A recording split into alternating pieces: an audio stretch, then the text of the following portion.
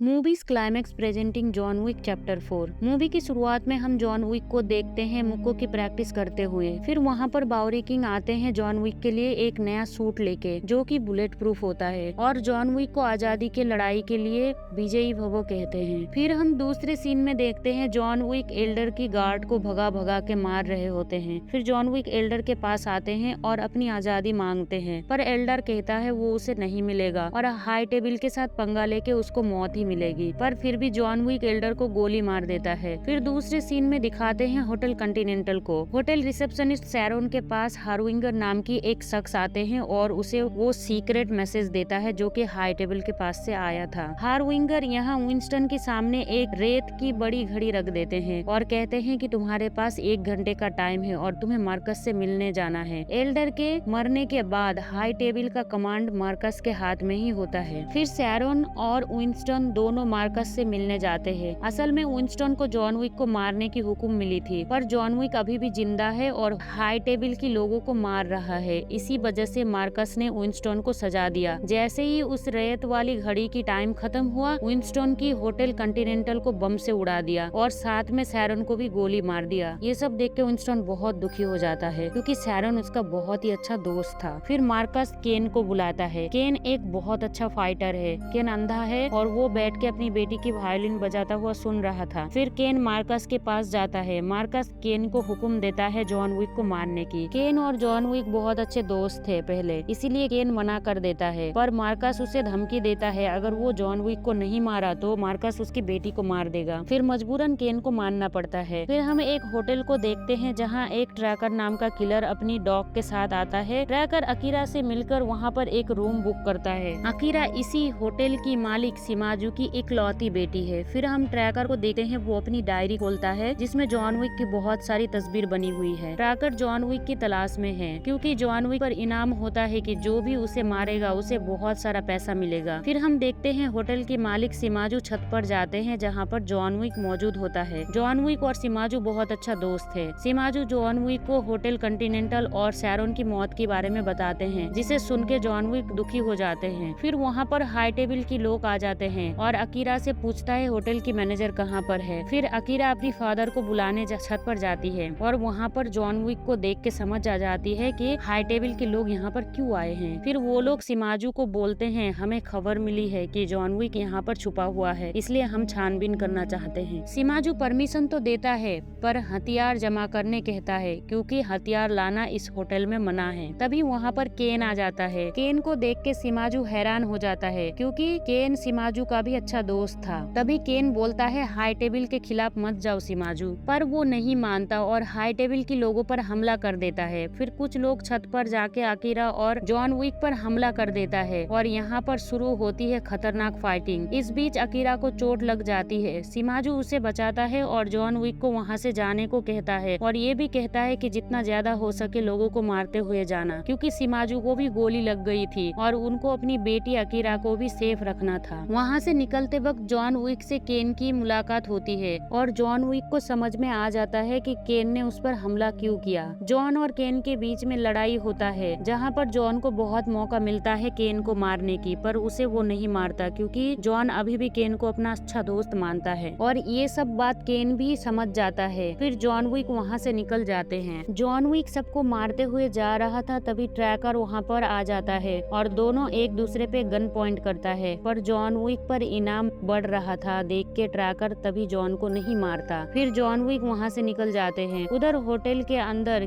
केन सिमाजू की सारे लोगों को मार देता है और सिमाजू को और उसकी बेटी को कहीं दूर जाने कहता है, पर सिमाजू नहीं मानता और केन को लड़ाई की चुनौती दे देता है और केन ना चाहते हुए भी अपनी दोस्त से लड़ता है, जिसके दौरान सिमाजू की मौत हो जाती है और केन अकीरा को बोलता है वो उसकी इंतजार करेगा जब वो अपनी पिता की मौत का बदला लेने आएगी। फिर हम विंस्टन और बावरी किंग को एक साथ देखते हैं। वो दोनों काफी लंबे समय बाद मिल रहे होते हैं और दोनों ही हाई टेबल से बदला लेने की बात करता है। फिर हम ट्रैकर को देखते हैं मार्कस के पास गया हुआ था और जॉन विक को मारने के लिए डील करता है और $25 मिलियन की डील करता है। शुरुआत में मार्कस को भरोसा नहीं हो रहा था, फिर वो बाद में मान जाता है। फिर हम देखते हैं न्यूयॉर्क में जॉन विक विंस्टन से मिलने आया है। शैरन के मौत पर दोनों दुख जाहिर करता है। फिर जॉन विक विंस्टन को एक बैच दिखाता है जिसे उसने हाई टेबल के गुंडों से लिया था। फिर विंस्टन बताता है एल्डर की मौत के बाद मार्कस हाई टेबल को कमांड कर रहा है, ये बैच उसी की है। फिर जॉन विक मार्कस को मारने जाता है, पर विंस्टन उसे एक सुझाव देता है, तुम मार्कस को लड़ाई के लिए चैलेंज करो, अगर तुम जीत जाओगे तो पुरानी परंपरा के अनुसार हाई टेबल तुम्हें आजादी दे देंगे और मुझे भी बदला मिल जाएगा। पर चैलेंज करने के लिए जॉन विक को किसी परिवार का हिस्सा बनना पड़ेगा, इसलिए वो एक चर्च जाता है जहाँ उसकी सौतेली बहन से मिलता है और कहता है उसे परिवार का हिस्सा बनना है क्योंकि वो मार्कस को चैलेंज करने वाला है। पर उसकी बहन नहीं मानती है क्योंकि जॉन विक की रूल्स तोड़ने की वजह से बहुत सारे लोगों की जान गई थी। इसके बीच में उसकी पिता की भी जान चली गई थी।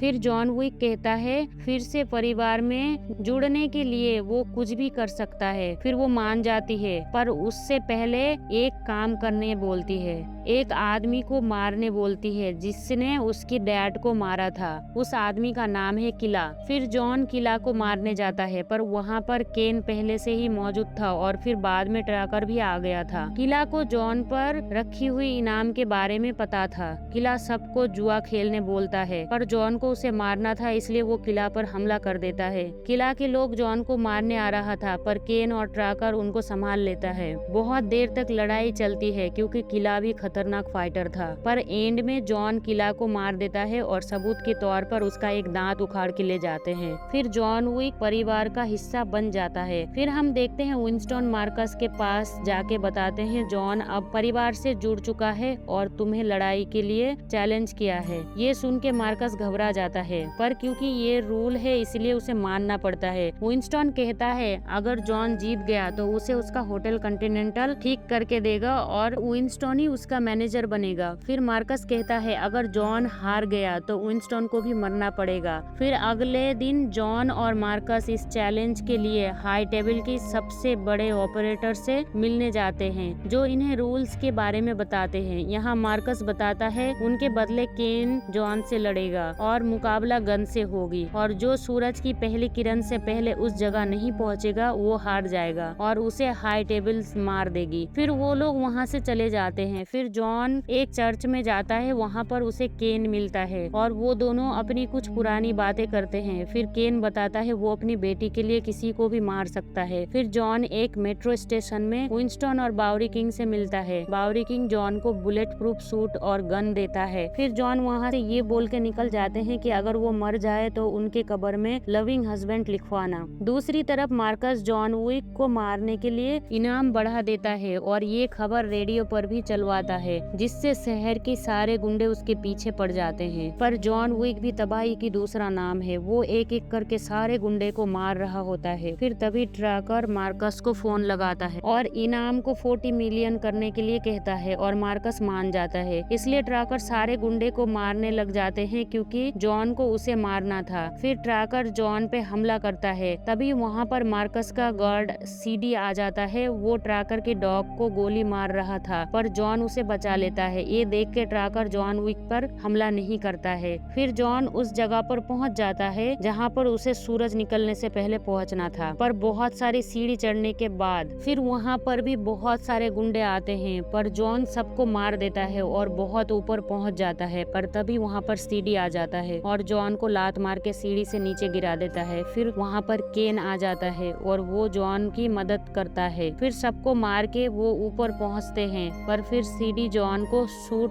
कर रहा था। तभी ट्रैकर की डॉग सीडी पे हमला कर देता है और ट्रैकर उसे मार देता है। हम देखते हैं जॉन और केन वहाँ पर पहुँच जाते हैं। साथ में ट्रैकर भी आ जाता है फाइट देखने। वहाँ पर हाई टेबल का ऑपरेटर भी होता है। पहले सारे मिलके ड्रिंक लेते हैं। फिर केन और जॉन को गन लेके अपनी पोजीशन में खड़े हो जाने के लिए बोलते हैं। दोनों को 3 गोलियां दी जाएगी शूट करने के लिए। पहले दोनों एक दूसरे पे शूट करते हैं तो केन के हाथ में गोली लगी है और जॉन की शोल्डर में। फिर दूसरी बार केन को गोली लगने की वजह से उसकी हालत खराब हो रही थी और फिर फाइनल राउंड में दोनों करीब आके शूट करते हैं और जॉन को गोली लगने की वजह से वो नीचे गिर जाता है। ये देखे मार्कस बोलता है लास्ट में गोली मैं चलाऊंगा और इसे मैं मारूंगा। ये देखे विंस्टन हंसता है और कहता है फाइनल राउंड वाला गोली जॉन ने इस्तेमाल ही नहीं किया था। तभी जॉन अचानक से उड़ जाता है और मार्कस के सर में गोली टिका देता है और इस तरह जॉन जीत जाता है और हाई टेबल उसे आजाद कर देता है। विंस्टन को उसका होटल वापस मिल जाता है। केन भी अपनी बेटी के पास चला जाता है। जॉन विंस्टन को बोलता है क्या वो उसे घर छोड़ देगा। विंस्टन कहता है हाँ। तभी दिखाते हैं जॉन कुछ दूर चलते ही गिर जाता है और उसकी मौत हो जाती है। फिर हम एंड में देखते हैं विंस्टन और बाउरी किंग जॉन की कब्र के पास खड़े हुए थे। जॉन को उनकी पत्नी हेलेन के साथ ही दफनाया था और जॉन की कब्र में लविंग हस्बैंड भी लिखवाया था। कुछ